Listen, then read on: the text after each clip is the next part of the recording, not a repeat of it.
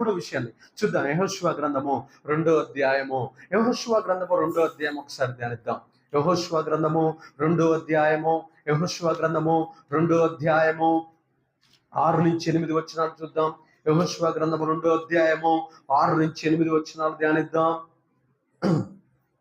అని చెప్పి తన మిద్దె మీదకి ఆ ఇద్దరిని ఎక్కించి దాని మీద రాసి ఉన్న జలప కట్టెల్లో వారిని దాచిపెట్టెను. ఆ మనుషులు యొర్దాను దాటు రేవుల మార్గముగా వారిని తరమపోయిన మనుషులు బయలు వెళ్ళిన తోడనే గవిని వేయబడెను. ఆ వేగులు వారు పండుకొనక మునుపు ఆమె వారున్న మిద్దె మీదకి ఎక్కి వారితో ఇట్లను: యెహోవా ఈ దేశమును మీకు ఇచ్చుచున్నాడనియు మీ వలన మాకు భయము పుట్టిననియు మీ భయము వల్ల ఈ దేశ నివాసులందరికీ ధైర్యము చెడిననియు నేను ఎరుగుదును. ఆమేన్. రాహాబు అనే వేశ్య మేడ మీదకి తన దేశాన్ని వేగులు చూడటానికి వచ్చినటువంటి ఇద్దరు మనుషులను దాచిపెట్టినట్లు మనం బైబిల్లో చూస్తున్నాం. ఆమేన్. దేవునికి మహిమ కలుగును గాక. ఆత్మీయులను ఎప్పుడైతే దాచిపెట్టిందో, ఆత్మ సంబంధమైన విషయాలు ఎప్పుడైతే దాచిపెట్టిందో, చాలా మందికి ఒక విషయం చెబితే దాచిపెట్టరు, ఇంకా బయట రోడ్ల మీద పారేస్తూ ఉంటారు. రోడ్ల మీద ఇష్టం వచ్చినట్లు ఎవరికి పడితే వాళ్ళకి చెబుతూ ఉంటారు.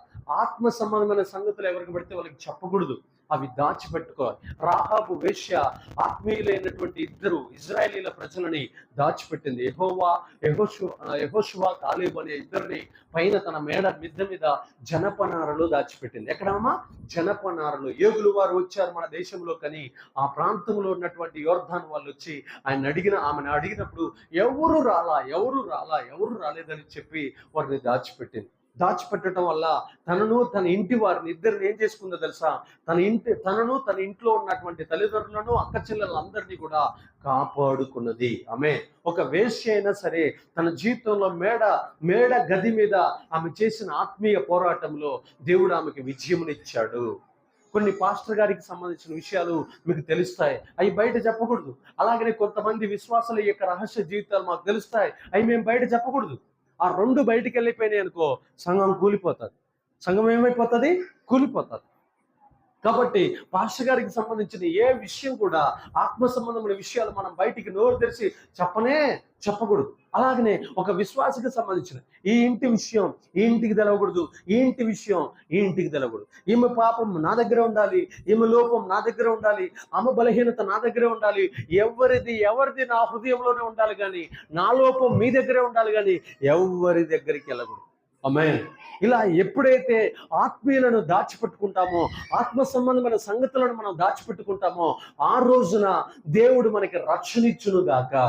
రక్షణ, రాహాబు వేశ్య ఇంటికి వచ్చినటువంటి రక్షణ మన ఇంటికి కూడా దేవుడు దయచేయును గాక. ఏ పాస్టర్ గురించి మనము నీళ్ల పాలు రోడ్డు పాలు చేయకుండా వారి గురించిన ఆత్మ సంబంధమైన విషయాలు భద్రంగా దాచిపెట్టుకుని ఉండేదము గాక. ఎక్కడ మనం అలాంటి విషయాలు చెప్పకూడదు. రాహాబు అనేటటువంటి ఆమె వేశ్య, ఆమె పరలోక రాజ్యానికి వారసురాలు కాదు, కానీ ఆమె అయింది అంటే కారణము ఆత్మ సంబంధమైన సంగతులను తన హృదయంలో దాచిపెట్టుకోవటమే. ఆత్మీయుల యొక్క ప్రాణాలను కాపాడటమే. ఆత్మీయుల యొక్క ప్రాణాలు ఎప్పుడైతే కాపాడిందో, ఆ రోజున ఆమె ఏమైపోయిందో తెలుసా? ఆత్మీయురాలుగా మార్చబడింది. ఆమె దేవునికి మహిమ ఘనత ప్రభావములు కలుగును గాక. ఒక వేశ్య ఆత్మీయురాలుగా ఎలా మార్చబడింది అంటే, ఆమె మేడ గది మీద ఒక గొప్ప అనుభవాన్ని కనుగొన్నది. ఆత్మీయులతో సహా ఆమె చెబుతుంది, అయ్యా మీకు ఈ దేశమును మా దేశమును మీ దేవుడు మీకు రాసిచ్చాడని మాకు అర్థమైనది.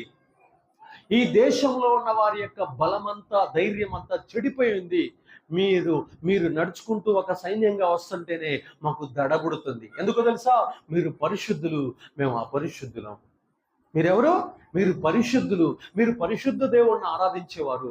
మా దేశంలో ప్రతిరోజు వ్యభిచారం జరుగుద్ది, మా దేశంలో ప్రతిరోజు నరబలులు జరుగుతాయి, మా దేశంలో ప్రతిరోజు విగ్రహారాధన జరుగుతుంది, మా దేశంలో ప్రతిరోజు అన్యాయము, అక్రమం, అవినీతి జరుగుతుంది. కాబట్టి మీ దేశముల గురించిన సమాచారము మా దేశ ప్రజలకు తెలిసినప్పుడు మా ధైర్యము చెడిపోయినది, మా దేశస్తుల యొక్క ధైర్యము చెడిపోయినది. మా దేశాన్ని మీ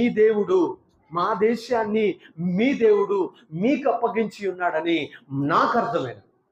అంత క్లారిటీగా చెబుతుంది తెలుసా?